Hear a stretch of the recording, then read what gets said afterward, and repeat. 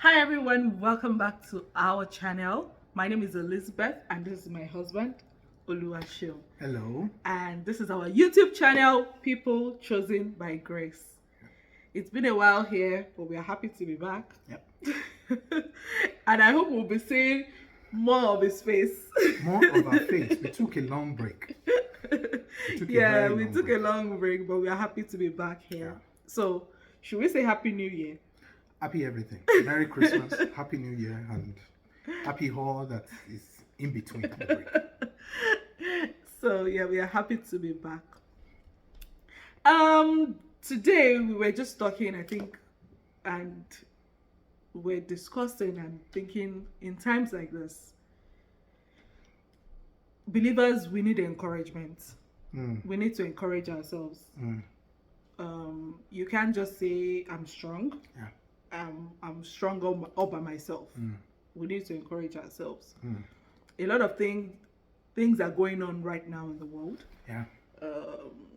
Insecurity, job loss, Loss of life.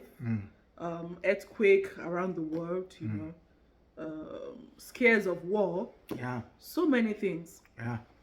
And I was thinking, in times like this, how do we encourage ourselves as believers?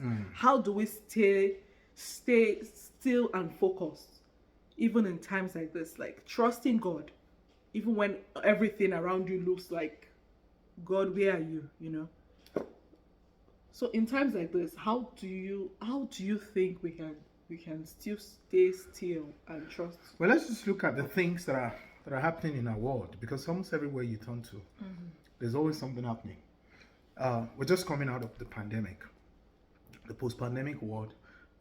COVID has caused a lot of economic downturn, or whatever they call it now, which has led to increase in inflation. So it's been hard for people to survive. We are in North America, and we know the effect. We see the effect all around us from time to time. It's in the news and all that effect of inflation. Yeah.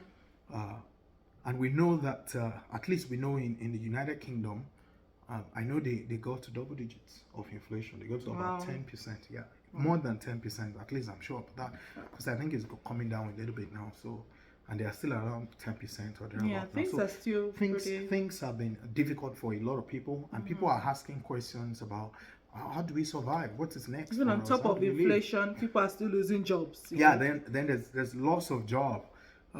In the last few months, one of the most secured in quote, right? Yeah. One of the most secured field, especially during pandemic and while coming out of pandemic was the tech industry. And in the last few months, there have been mass job loss in that same tech industry that we considered to be secured, and there's so much money in it and all that. In fact, a lot of people have been moving into, hey, go into this, go into that. It's still good, it's still okay, but I'm just saying there have been loss of jobs in that unit as well, because so there's no security as well in that job. For about a year now, 12 months, a lot of people, millions of people have been displaced in Ukraine, where war has been going on for 12 months. Not to mention probably thousands of people that have lost their lives in that war. In fact, that war has caused, people have attributed some of the inflation and issues happening all over the world to that war, to the scarcity that war has brought. It's been, I really totally forgot it's been like a year. It's a year now. Wow, yeah, I heard them talking about it a couple of days ago on the news. It's about a year now. So that one is there. And why people are coming out of the pandemic and all these things are happening. Last week or I don't know, I think it was last week or 2 weeks ago now, there was an earthquake in Syria and Turkey, right? And as of last night, in the news, we heard that over 46,000, the death toll had risen to over 46,000 people. 46,000 people. That's a lot. We actually need to be praying for people in that region, for people in Turkey. It's a tough time. It's a difficult time. It's a very difficult time. And today, I saw in the news again today that in that same region where they had the earthquake, another one happened. In fact, I saw it today that they've confirmed 3 are dead already, and there are lots of people that are also stuck in the rubble and all that. So things are happening all around the world. There's like you said, there's rumors of war. There's this tension between United States and China in the last few weeks. That tension has risen a little bit more now with the balloon thing and all that. If you are in Nigeria, you know that there's tension all around. Election is coming on Saturday, and there's so much tension with that. As if that was not enough. There was fuel scarcity. As if that was not enough. On top of that, there was no cash. People could not access their own money. their own money, right? They couldn't get cash. They were not able to spend their money, and even doing transfers have been a little bit frustrating with the bank apps malfunctioning. So there's a lot happening all around us, and I don't know where you are. I don't know the one that has affected you. Maybe none has even affected you. Maybe you are well above the inflation, or you have inflationary measures that are working perfectly for you and your family. Maybe you've not lost jobs, or maybe you've lost jobs. Maybe you've lost loved ones. Maybe you are just there asking questions about all that is happening in our world. How do we go about this? What is all this about? And that's what we just want to talk about today. Like, as Christians, as believers, what should be our response in times like this? There are definitely questions. Some people would even question the goodness of God. They say, why would a good God allow 46,000 people to die in an earthquake? Yeah. But I'm not answering the question of evil in the world today. I'm not answering that question. We're not going there. But we also need to know that we live in a broken world.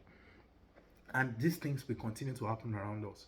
There will be diseases, there will be plagues, there will be all kinds of destruction and all that, because we live in a broken world. And when we say we live in a broken world, we're simply saying that we live in a world, a sinful world, where sin is at almost every area of life. Almost everything we do has been corrupted with sin and all that. So that's what I mean by we live in a broken world. God made this world good and made it perfect, but the devil marred it. It can't create anything. It can't make what God has made bad, but it kind of defaced it a little bit. And that's what I mean by we live in a broken world. So these things happen around us. But nevertheless, does God care about us? That's the question you're asking. What does he think about me? Does God care about what is going on in our world? Does God care about me? Does he see me? Yeah, I feel like sometimes we ask, like, does God see me? Everything is going so bad. Does God see me? Does God see me? Does he see what we're going through and all that? And as we're just talking about, does God see me right now? I believe a verse of the Bible came to mind, and a verse of the Bible came to mind as we're just talking about that right now. And I'm just going to read it right away. In Isaiah chapter 40, verse 27. Isaiah had written part of chapter 40 to speak about God, how great, how mighty God is. If I can just go back a little bit before I get to that verse 27 that I want to read, if I could go back a little bit to verse 12, it says, "Who has measured the waters in the hollow of his hand, or marked off the heavens with the span of his hand?" I'm reading from Holman Christian Study Bible, Christian Standard Bible. It said, "Who has gathered the dust of the earth in a measure?" Isaiah here is trying to describe how great and how mighty God is. If you jump straight to verse 18, it goes to say, "With whom will you compare God? What likeness will you set up for comparison with him? An idol and all that and all that." In verse 21, I'm jumping through now because that's not where I'm going. It said, "Do you not know?" You need to hear this. "Have you not heard?" In verse 21, "Has it not been declared to you from the beginning? Have you not considered the foundations of the earth? God is enthroned above the circle of the earth. Its inhabitants are like grasshoppers. He stretches out the heavens like thin cloth and spreads them out like a tent to live in. He reduces princes to nothing, and so on. They are barely planted, barely sown." And it was painting this big picture of who God is to us. It sits above the circle of the earth. So to whom will you compare me? Verse 25. Or who is my equal? Asked the Holy One. Look up and see who created this. Like, look up and see. Look at the sun. Look at the stars. Look at the moon. Look at everything. Everything science has, we've learned from science. Look at the 9 planets. Like my kids are learning in school. Look at the 9 planets. Who created this? It brings out the stars by number. It calls all of them by name. Now we know through science that there are more stars in the sky, in the universe, than people on earth. You could imagine that there are more stars in the universe than the number of people on earth. Yeah. And the Bible says here that it calls all of them by name because of his great power and strength.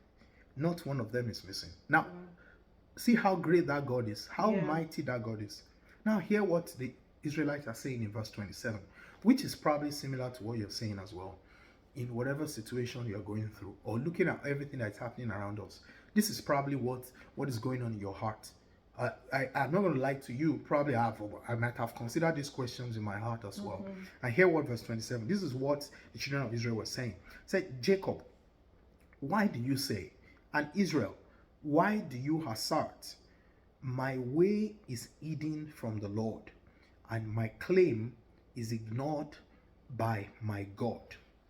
My way is hidden from the Lord, and my claim is ignored by my God. Maybe you've been praying. Maybe you've been, maybe you are in that, you're affected by one of these things and many more that we've not even mentioned, right? About the things that are happening. And maybe you've been praying about it, and it feels like nothing is happening. You look around you, it's all about destruction. God, where are you in this? Do you see all of these things that are happening around us? Do you see what we're going through? Do you see what's happening in the world? Maybe God doesn't see all these things. Maybe God is not the person they told us he is, or we've come to realize, we've come to learn that, all these things. Maybe Bible claims are not true about God. Maybe you've asked these questions and all that. And that's where Jacob, or the children of Israel, that's where they were when Isaiah was writing this. They said, our way is hidden by God. God doesn't see us. He doesn't understand what we're going through. Are you sure God sees this? Because if he sees the earthquake in Turkey, he would have done something. Oh, if God knows what is happening in Russia and Ukraine, God would have done something. If God knows how much inflation has affected all people, including his children, oh, he would have stepped us and he would have done something. He would have stopped the war in Ukraine. He would have, we have all these questions. Maybe our way is hidden from the Lord. But Isaiah continued. He said, do you not know? Have you not heard? The Lord is the everlasting God, the creator of the whole earth. He never becomes faint or weary. There is no limit to his understanding. He first settled it to them that, hey, forget about it. Nothing is hidden from God. He sees everything. Yeah. He knows everything. He sees what you're going through. There is no limit to his understanding. He's not like man. He does not need us. I used to say this in my prayers because I need to speak to myself to make me conscious. And sometimes I think I say it to my wife as well. When we pray to God, we're not giving God information. There is nothing we're saying in prayers that God did not know already. God knows everything. So there's no limit to his understanding.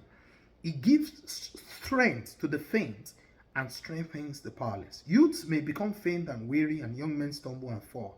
Now, this is where we're going in verse 31. In times like this, what should we do? He said, but those who trust in the Lord. Glory to God. Those who trust in the Lord, said he will renew their strength. I believe you know the rest of that verse. They will soar on wings like eagles. They will run and not become weary. They will walk and not faint. Those who trust in the Lord. We believe that in times like this, it's giving us opportunity to renew our trust in God. To renew our trust in God. A very popular passage that we read is in Proverbs 3, verse 5 and 6. Trust in the Lord with all your heart, and lean not on your own understanding. In all your ways, acknowledge him, and he shall direct your path. That's a very popular verse we learn. But what does it mean to trust in God? Many times we say, oh, I'm trusting in God. But we know that we're not really trusting in God. We're calculating moves in our head. Like we're thinking, oh, how are we going to figure that out? Okay, now I've lost my job. Or now that these things are happening, we need to do this. I'm not against planning. Don't get me wrong. I'm not saying that, oh, we should not We should not plan things in our heads, or we should not have things in place. But are we sure that when we say we're trusting in God, our trust is not in our planning, is not in our understanding? Yes. You know, when that passage says, lean not on your own understanding. And we're submitting our plan. Are we submitting our planning to God? Yes, yeah. So it's like pushing us forward and say, hey, you have to trust in me. You just have to trust in me. Not your way. It has to be my way. In times like this, when we can't put meaning, in times like this, when we look around us and everything looks like it's crumbling all around us, it's time to trust God. It's time to throw our anchor into the solid rock, the one that can hold us. There's a song, there's a line in the hymn, the Solid Rock song, the Solid Rock hymn that we sing. When all around my soul gives way, he then is all my hope and stay. He then is all my hope and stay. It's about putting all our all on God. I was reading this passage this morning, and I just want to share it with you. It's in Psalm number 130. I was reading this morning, just this morning. Psalm 130 and verse 5.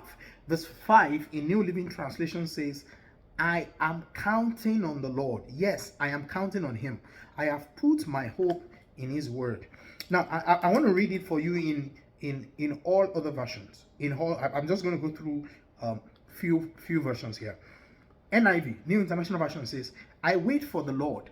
My whole being waits, and in his word I put my hope. My whole being, not, yeah, I'm waiting. That I am all in. I have no help coming from elsewhere. All my hope are in you. CEV, Contemporary English Version, says, with all my heart, I am waiting, Lord, for you. I trust your promises. With all my heart, I am waiting, Lord, for you. I trust your promises.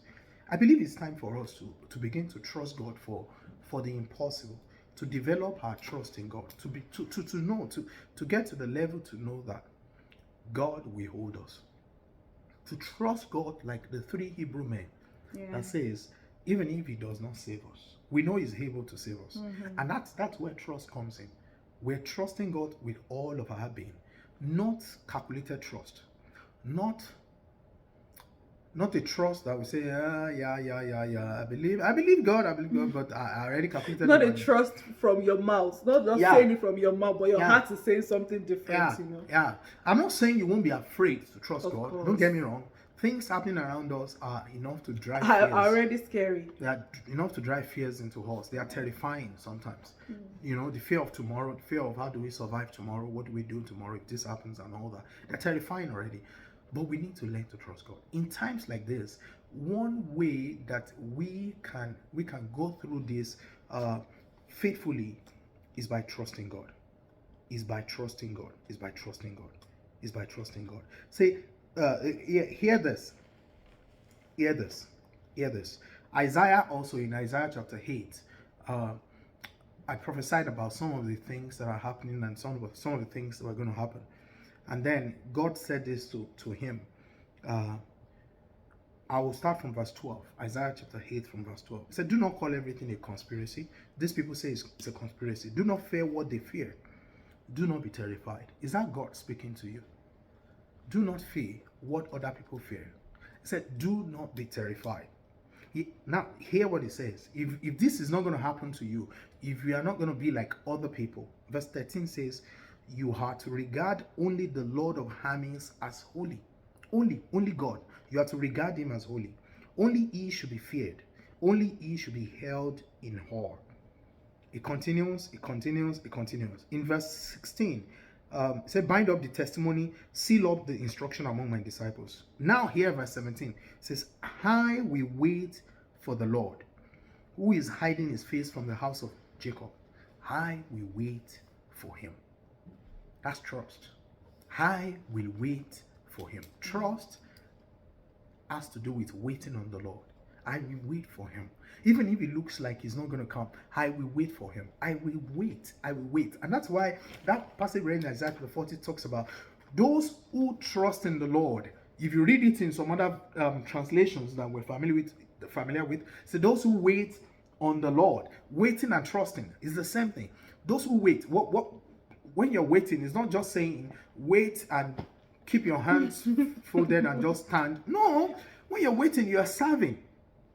You're serving, but you know that you're waiting for God. You're not waiting for people to bail you out. Yes, God is going to use people, but you are not the one. It's God. You're waiting. You're waiting on Him for direction. You're waiting on Him for what is next. You're waiting on Him in prayer to give you insight into what He is doing in our world. Because I'm not going to lie to you. Even in the midst of this destruction, God is still working. God has never stopped working. Jesus said, my Father is always working. God is working. Even in the midst of this chaos around us, God is still working. But only those who wait on God are able to see it. Those who remain calm in His presence, those who wait, those who trust in Him, those who trust in His ways. Are you that person? And we're just calling you to here today that you should trust God for the impossible. You know, as we round this up, I believe earlier this year, I've shared this with my wife and with a few friends of mine. God called my attention to the story of Daniel in Daniel chapter 2. Daniel had been in the service of the king, and he's been working with King Nebuchadnezzar. He had just finished from the University of Babylon, let's call it like that, where he was trained in the school of wisdom. But right there in that university, Daniel was after completing the university, he was top of the class with his friends. The Bible talked about they were 10 times better. But we need to know they were like fresh graduates. They could have been 10 times, they were 10 times better, but they were fresh graduates. In the service of the king, definitely would be probably Daniel's professors. Those who thought Daniel. And we knew that in Daniel chapter 2, when the king had a dream, and the king forgot the dream, and he called the wise men to tell him the dream and to interpret the dream to him. Daniel was not among the wise men that were called. Daniel was not among them until an instruction was given to kill all the wise men. In fact, that was why Daniel got to know about that event, about what had happened. And those men had told the king that this is not possible. No king in all of the world had asked any wise man to tell him the dream and tell him his interpretation. That it is possible, but it's only with the gods. Among men, it is not possible. So it's practically impossible. But when Daniel heard, Daniel sought for an audience with the king. And Daniel went to the king in Daniel chapter 2. And where is it the verse now? Okay. Let's go to verse 16. Yeah. Daniel chapter 2 verse 16. It says, so Daniel went and asked the king to give him some time so that he could give the king the interpretation. And I stopped there and I was saying, those wise men had said that this is not possible. This can never be done. In fact, this has never been done before. And as I'm using these words, I'm choosing my words carefully because I want you to start thinking about things in your life with all that is happening around us in times like this, that people have said, this can never be possible. This cannot be done. This has never been done before. I want you to start thinking about things that people have put that statement of finality on in your own life and begin to, think through them.